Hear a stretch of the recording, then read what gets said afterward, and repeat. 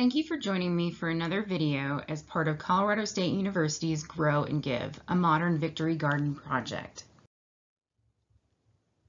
These videos were created to help you learn how to grow food, share the harvest, and keep it local. Today I will be teaching you about raised bed gardens, including their benefits and how to construct them. My name is Amy Lentz, and I am a Colorado State University Extension educator in Weld County. When deciding how to create a garden for your landscape, you'll have to think about what type of garden style and method you will use. If you have good soil, you may want to do some in-ground beds, which are kind of the old-fashioned way of gardening. Or, if you are lacking yard space, you might want to stick with containers that can be placed on a sunny porch or on a balcony. However, maybe you do have the yard space, but you have less than ideal soil. Or maybe you want to create garden beds that look more defined or are easier to access. Then you should consider raised beds. Your choices will also need to consider fitting with your personal taste and budget. Today I'm going to discuss specifically raised bed gardens, as these have a lot of benefits when it comes to growing vegetables. So let's take a closer look at how these work and how to construct one yourself. One of the greatest benefits of raised bed gardening are the increased yields you might experience. This is in part due to a method of planting called block style planting. I've created another video on block style planting and spacing, so be sure to check that out on the Grow and Give website for more information. Raised bed gardening also can give you increased yields from factors other than tight spacing. For now, let's look at some of those other benefits of growing vegetables in raised beds. Yes, you do get higher yields from tighter spacing, but you also have less area to control weeds in. And for me, this is one of the greatest things about raised bed gardening. When you're planting lots of veggies in a small space, you will create some competition for those weed species, hopefully shading out a lot of those weeds. Also, you will have less compaction of the soil in the raised beds, simply for the fact that you do not need to step into the bed to work with the plants. A bonus here is that the weeds tend to also be easier to pull, due to the soil being less compacted. We will talk more about dealing with soil in raised beds in a moment, but know that with raised beds you can easily improve the soil over time. This is yet another benefit. You'll want to have the soil or mix in your raised bed tested before adding too many amendments each year. However, check with your local soil testing lab before sending samples to make sure that you are adhering to their guidelines for submitting those samples. This test will tell you how much organic matter and fertility your soil has and give you a recommendation for adding amendments or fertilizers. This is a very good practice to do yearly until you get to know your soil better at least. Once you have a recommendation, you can then easily amend the soil in your raised bed, for example, by adding some well-aged compost. Another benefit of raised beds is that you might also be able to plant some of your crops earlier by building a framework over the bed. This can double as a structure to hold shade cloth or hail netting later in the season. We'll talk more about how to create this structure later in the video. Raised beds can be designed to allow for more accessibility to those that have mobility issues. Here you can see this raised bed was built to allow for wheelchair access, and it's compliant with ADA standards. You can also build the bed up on legs or stilts to allow it to be at chest height. Just make sure that you have good drainage in that bed. And finally, another benefit to raised bed gardens is that they can add architectural interest to your landscape. Here you can see these beds have been permanently constructed with stone blocks to fit with this garden's style. So let's talk now in more detail about how to construct raised beds. The width of the bed is important. Generally, a maximum width of 4 feet is recommended. This allows you to be able to reach into the center of the bed while remaining outside of the bed itself. As long as the width of the bed makes it accessible to get to the center, the length is really up to you. The height of the bed can also vary. Generally, you will want to keep the bottom of the bed open to the soil below to allow the plant roots to go deeper into the soil. But if you don't have that option and need to build the bed on top of a barrier, just make sure that it has good drainage and plenty of rooting depth. 12 inches is a minimum depth for those beds that are not open to the soil below. So here you can see these raised beds were placed on top of a heavy landscaping fabric. Any type of fabric used under the beds needs to have really good drainage. Also notice that these beds are long, but they keep with that 4-foot width. So let's go ahead and address the type of wood or lumber that you can use for your raised beds. You will want to consider the type of construction lumber you will be using, as some are better suited for food gardens than others. There is a lot of information out there that discusses all the different treatments used in lumber. A good publication to check out for more information is from Iowa State University, called Toxicity Concerns About Raised Bed Construction Materials, published in 2017. So there are some benefits to using preserved wood, such as extending the life of the bed, protecting the wood from insects or fungal organisms, and a reduced cost compared to the more naturally decay-resistant wood that comes from limited forest supplies. Historically, chemicals such as chromated copper arsenate, CCA, were used to treat wood. Due to leaching of chemicals like arsenic and chromium, as of 2004, these products are no longer available for residential construction. There are other products made with preservatives such as pentachlorophenol, aka Penta. This is an oil-based preservative. These are commonly used as utility poles, fence posts, and foundation pilings. These Penta products are not okay to use for your food garden, as they can cause human skin irritation and plant toxicity. Finally, railroad ties are definitely something to avoid, as they contain creosote, a byproduct from coal that is toxic to plants and is suspected to possibly be carcinogenic.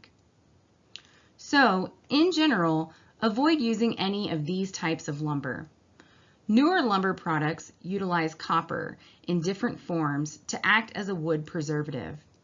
There have been several studies on the leaching of these copper residues and their accumulation in soil or in plant tissues. Overall, the amounts found in plants and soils during the research studies were 10 to 100 times lower than what is considered toxic to humans.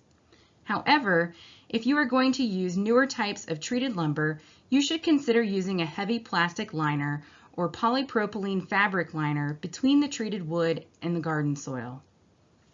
If you would rather stay away from treated wood altogether, then your best bet is to use naturally decay-resistant wood such as red cedar, redwood, or white oak. These woods are more expensive but will last for a decent number of years and remain rot resistant.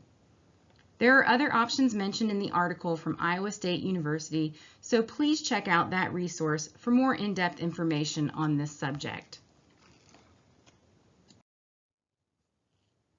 Finally, you can also use other materials, such as brick or concrete blocks, to create the sides of your raised bed. Or you don't have to create sides at all, just till up the soil in a raised bed manner. So let's talk more about how to get better rooting of the plants that you grow in your raised bed. To get maximum root growth, you will want to leave the bed open to the soil below. I'll show you in the next few slides how you can break up any soil interface that might exist between your raised bed soil that you likely purchased and the native soil below. Here's a side note. If you don't have extra soil from your property, you will want to use some type of garden soil, raised bed soil, or planter's mix that you can purchase from a reputable source to fill up your raised bed. In order to create a more cohesive rooting medium for your plants, you will want to blend these two soil types together. This method is called double digging. Basically, you will dig through the soil in the raised bed and down into the native soil below and move that to one side of the bed. Then mix some of the added soil in with the native soil and mix it well. Then take the top of that pile and move it over. Then you will just repeat this for the added soil that was on the bottom of that pile. Move it to the other side and dig down into the native soil again, and then mix in some of the new stuff. Again, mix this up really well. Then you can move the mixed soil over and fill in the bed. Now you can continue mixing up the soil throughout the bed until it is well blended. This process of double digging will thoroughly mix up the native soil with the soil you've used to fill up your bed, breaking up any soil interfaces that might be present and allowing those roots to go deeper into the soil. Let's talk a little bit about using raised beds to create season extension or shade structures. This is another benefit of raised beds, allowing you to oftentimes plant earlier by incorporating some type of frost protection over your bed. Creating this structure to hold the frost protectant covering, like clear plastic or row cover material, is pretty easy to do. You can do this by using a 1/2-inch flexible pipe like PVC pipe that is secured by slipping it over rebar that is driven into the ground. You can also use small U-brackets made for securing pipes to also help you hold that structure in place. So here you can see 4 hoops have been added to this garden bed. This particular garden bed is only 3 feet wide, and the hoops were easy to bend and install even with the more narrow bed width. Once you have your hoops in place, you can cover them with plastic or other heavy materials to create frost protection, leading to earlier planting. 6 mil plastic is a standard used in the commercial greenhouse industry. It can last for a few years if you're careful not to tear it when taking it off or putting it back on. You can use spring clips in order to keep the plastic in place and hold it tight. These hoops can also double as a structure to hold shade cloth or hail netting later in the summer.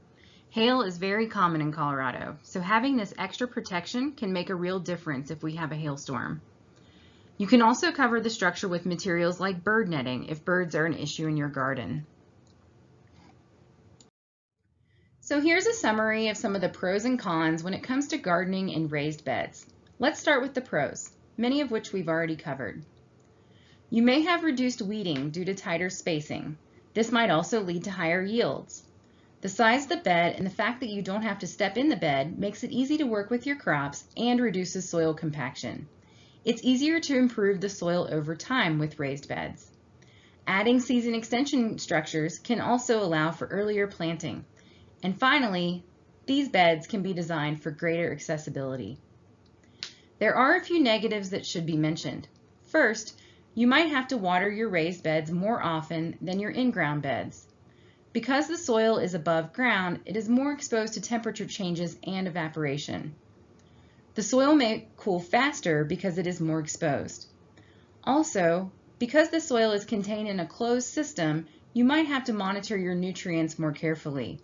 You want to treat it like a big container, which means that fertilizers or salts can build up over time. Therefore, drainage is really important.